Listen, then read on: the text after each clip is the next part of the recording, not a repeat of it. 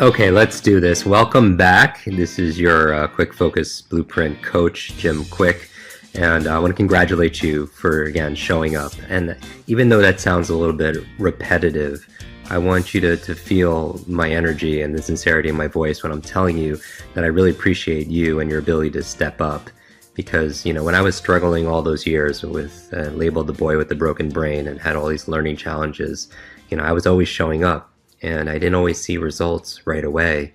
But I really do believe you have to be in it to win it. And so I appreciate you being here. And so we've talked a lot. We've talked about setting up your focus journal.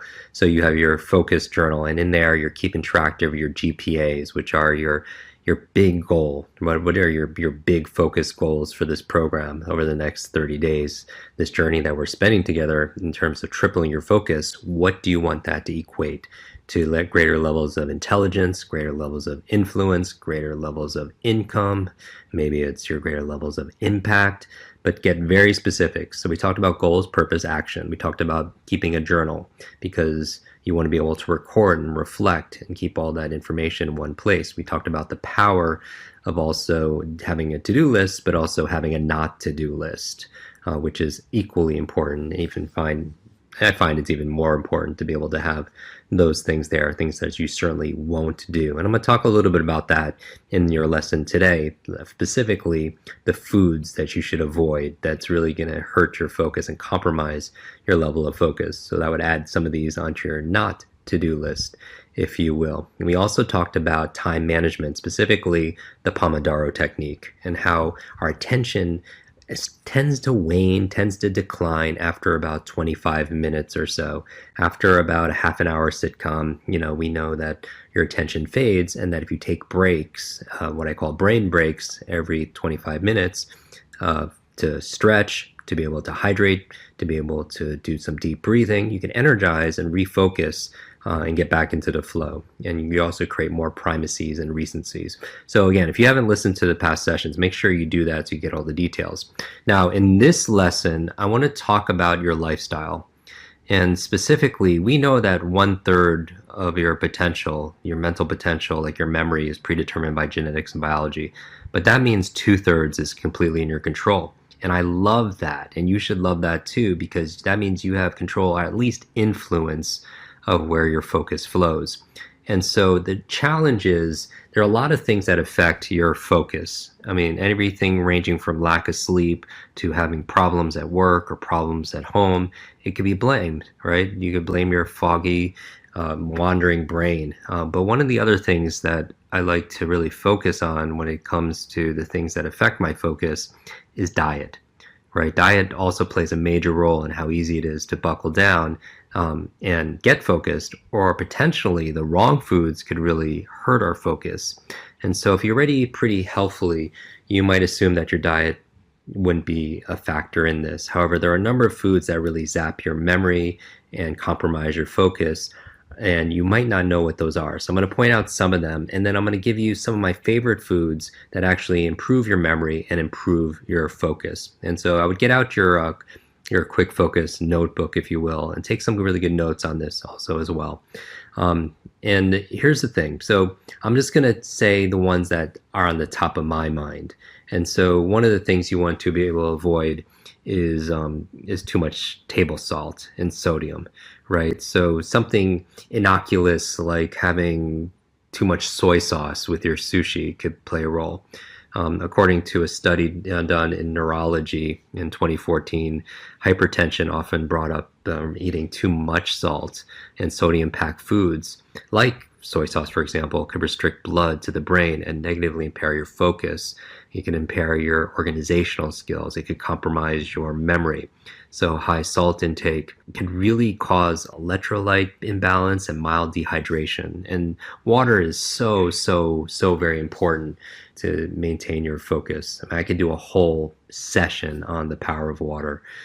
So that's one of the things that I would avoid. And then really you have a lot of the junk foods. And these are obvious, but again, as your quick focus coach, if you will, I have to tell you things that you might know already, but just to encourage you, because common sense, as we know, is not often common practice. But there's certain junk foods that really for you and your family, your friends, your team. Sometimes you have these foods out, like the donuts and the cookies and the pastries out at work, and it really affects you. So certain foods, how junk food could really affect the way you focus or concentrate.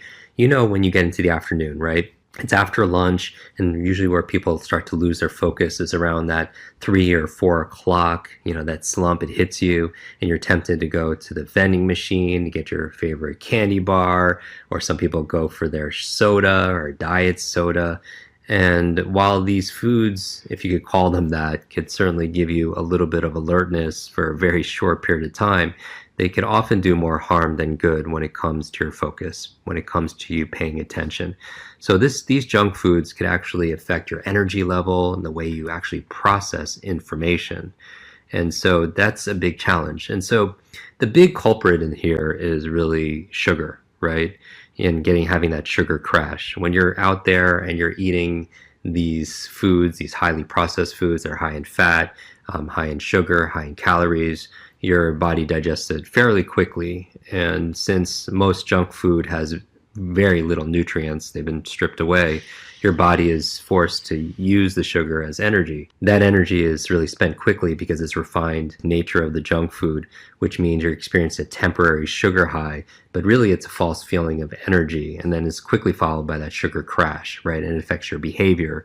There was a study done in the European Journal of Clinical Nutrition that found that children who indulge in a high diet of junk food were more likely to be hyperactive than those who did not. And that's kind of obvious, but it's kind of stating and really emphasizing the fact that you want to stay away from the junk food because it also creates fatigue, and in your cognition. And that's a big challenge also as well. And so you want to be able to change those habits. I'm going to talk about a future session about changing habits. And so specifically, I'll just mention some of the foods that we're talking about here that fall in this realm. Ice cream. If you've ever treated yourself to like some ice cream in an attempt to try to get over that afternoon slump that you have, you're likely causing more harm than good, not just to your waistline, but you could have 10 grams or more of artery clogging saturated fat, 30 grams of sugar. There are multiple studies that found that these things really diminish cognitive skills and your memory. And so in lieu of ice cream, I would opt into something else that would be more healthy, like brainberries, right? Blueberries, one of my favorite. Also staying away from the sodas, including diet sodas. I'm not a nutritionist or a dietitian, so you definitely want to contact and learn from your health practitioner. But when you get stressed and starting to grow, a lot of people will reach for a can of soda or diet soda to make them feel energized or something, feeling like they could go out there and take on the world. But certainly it has mixed results, right? There was a study that was published in the European Review for Medical and Pharmacological Studies found that aspartame, this artificial sweetener commonly used in sugar-free drinks, can have a negative effect on your focus and on your memory. And so that can be an issue. And then one of the big ones is the baked goods, right? It might taste really great with your coffee, but your average pastry or average muffin could have like 1/3 of your day's saturated fat. It could have 50, 60, 70 plus grams of carbs, which are often very refined, which could be an issue also. And these are things that could really zap your focus and lead to cognitive issues later down the road, especially. And so I would stay away from those also.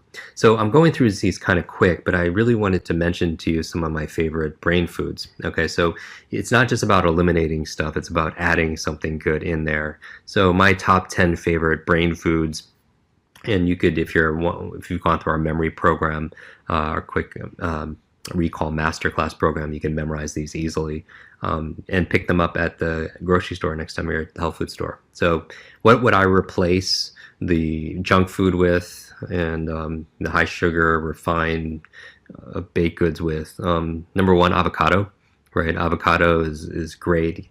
Helps keep healthy blood flow, and blood flow is really important, especially to the brain. It's a good source of monounsaturated fats. I already mentioned one of my favorites are blueberries. I call them brain berries. They protect your brain from oxidative stress, reduces the effects of brain aging conditions. They actually did studies where rats who actually ate blueberries had an overall improved learning capacity and motor skills when they were, as if they were mentally younger.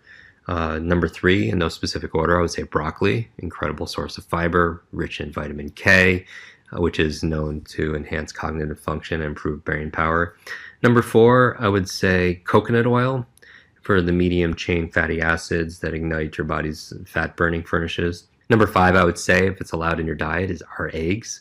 Huevos, they're full of memory improving choline, omega-3s. They have high levels of vitamin E, which is really brain protective, neuroprotective.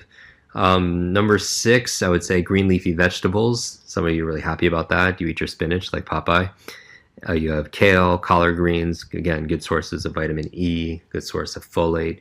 Number 7, I would say salmon, especially if you can find wild deep water fish. They're rich in omega-3s, DHA. Sardines are also very good if you could have those in your diet. Let's do a few more. Number 8, I would say turmeric. This is the golden powder used in, for spices. It reduces inflammation, which is very important. It helps to boost antioxidant levels. You could help keep your immune system very healthy. It improves your brain's oxygen intake, which is important to keep you alert, keep you focused, right? And that's what this program is really all about. So where can you add turmeric into your diet? For me, I start my days with a turmeric tea. I combine turmeric, pepper. Pepper actually helps you to absorb the turmeric better. I put a little bit of honey for flavor, coconut oil, and some hot water. Or if you don't use hot water, you could use like an almond milk, heat up some almond milk.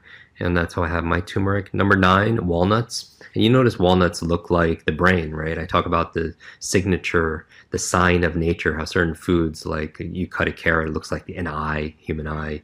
Certain foods look like the organ that they're serving. Walnuts looks like the brain. And so I like walnuts as a snack, high levels of antioxidants, high levels of zinc, rich in vitamin E, which is, again, very neuroprotective, wards off brain aging conditions, and has high levels of magnesium, which also improves your mood. Anything that's generally good for your mood is good for your brain. And speaking of that, number 10, what it really improves my mood is dark chocolate. Dark chocolate improves your focus, concentration, stimulates endorphins. Generally, you're looking the darker the better. So you want something darker, something pure, which is going to be better for the brain. And so those are my 10 top favorite brain foods to replace your junk foods that are zapping your focus and making you hyperactive. If I was to add an 11th, I would say water. Add water. Most people are dehydrated, and if you're already thirsty, then you're kind of ready too late. And so you want to make sure that you maintain your water. There was this study done in 2012 in the Journal of Nutrition that found that mild dehydration, which is so subtle that you don't even really feel it, can lead to inattention and lack of focus. When women were less than 2% dehydrated, in this case from not drinking enough water after exercise, their ability to concentrate on a series of cognitive tests were greatly impaired. And so the thing is when the brain detects even the smallest changes in your physiology, it may begin operating at suboptimal levels to get your attention. And that's sometimes your body has an innate intelligence. So thirst is not the best way to measure hydration. So a decrease in your ability to focus is kind of like an early warning signal that you need to hydrate yourself. So I would add water. And notice when I'm talking about this, I know this session is a little bit longer, but I think it's very important. You are what you eat. But you could go and take a lot of these brain-enhancing, focus-enhancing foods and throw them in the blender, right? And make yourself like a focus smoothie. And so you could take things like avocado, blueberries, coconut oil, green leafy vegetables, and some water, add some dark chocolates. Some people would want to put some soaked walnuts in there and make yourself a smoothie. I would avoid probably the turmeric. I'd probably avoid the salmon and the eggs, but there's certain things that you can make a nice healthy smoothie on, and it's something you can start your day with. And so as you're writing in your focus journal and you're thinking about your big focus goals, make yourself a focus smoothie also as well. So I hope this session was useful. Now we know you're going to be focusing on the food that you eat, even if it just brings your conscious attention. As you know, one of the most important things to focus on and to be able to manage are your hands and your fork and your knife, and what you put into your mouth, and turns into who you are. And so literally what you eat becomes you, and what you absorb becomes you. And it's not just what you eat, it's what you eat. eats also, and all the way down the chain. So be mindful of what you put into your body, because that's either depleting you or it's developing you, and the choice is yours. Thanks you for listening to this, and put your notes down below, put it in your notebook also as well, and I look forward to improving your focus even more tomorrow.